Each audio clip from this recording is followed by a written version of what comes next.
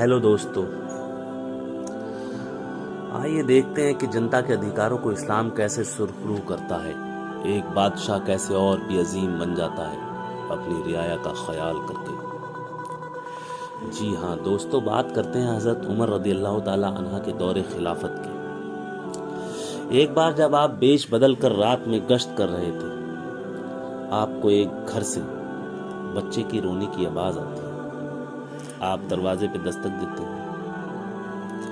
एक बेवा निकल कर आती है तो आप पूछते हैं क्या वजह है, बच्चा क्यों रो रहा है। वो बेवा फरमाती है मेरे बच्चे भूखे हैं, उनके खाने के लिए मेरे पास कुछ भी नहीं। मैंने बर्तन में पानी भरकर रख दिया था चूल्हे पर और बच्चों को कहा कि खाना बन रहा है।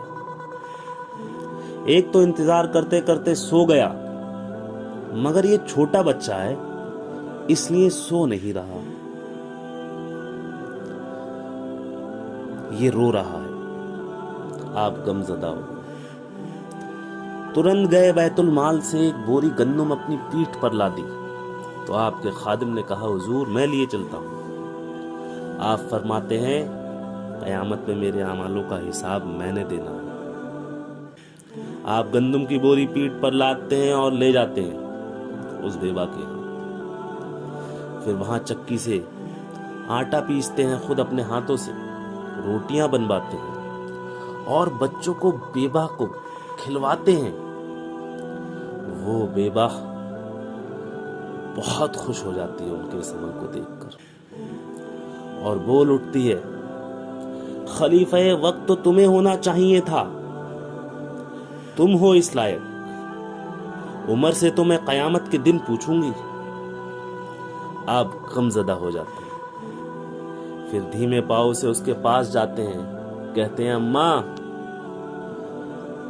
अम्मा उमर को माफ कर दे, बड़े मसाइल हैं खिलाफत के, बड़ी खिलाफत है, उमर मशगूल रहता है खिलाफत के बड़े बड़े मसाइल में। तुम भला कभी उसके पास गई होती अपने मसाइल लेकर? क्या तुम गई? कहती है मैं क्यों जाती, खलीफा वक्त तो वो है, उसको चाहिए कि रियाया का ख्याल रखे, उसको माफ नहीं करूंगी। आप रोने लगते हैं, आप रोने लग जाते हैं। अम्मा उमर को माफ कर दे। बोलती है क्यों, तू क्यों उमर के लिए इतनी जिद किए जाता है, तेरा उमर कौन लगता है।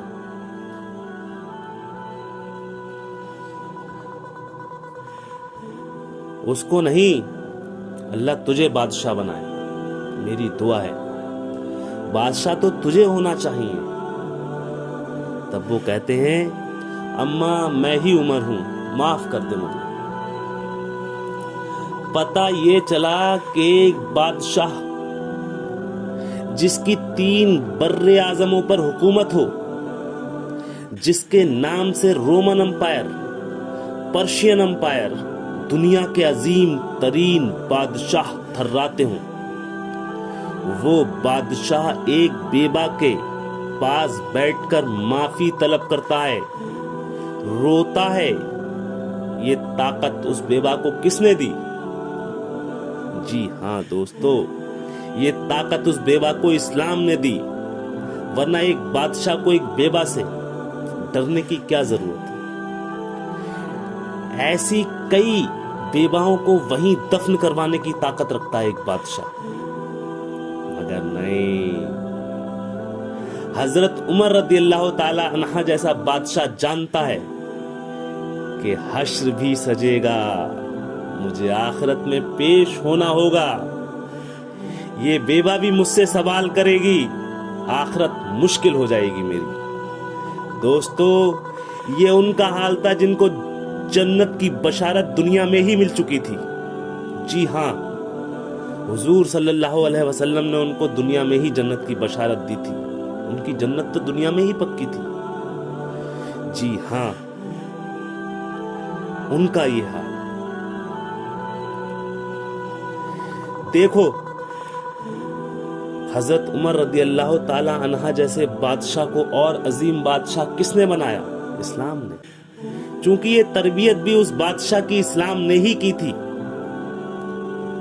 ان کے الفاظ تو کچھ یوں بھی ہیں کہ دریا کے کنارے کوئی جانور پیاس سے مر گیا تو عمر اس کا حساب کیسے دے گا؟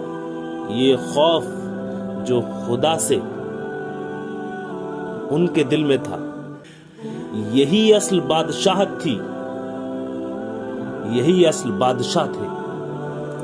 آج کل کے مسلمانوں کو حشر پر، آخرت پر جیسے یقین ہی نہ ہو، ان کو اللہ کے حضور جیسے پیش ہی نہیں ہونا.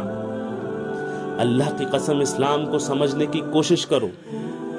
یہ انسان میں انسانیت پیدا کرنے میں مدد کرتا ہے. اللہ دنیا کو ایسے بادشاہ دوبارہ نصیب کرے. دوستو، آج ہمیں سنبھلنے کی ضرورت ہے، ہمیں عدل کرنے کی ضرورت ہے.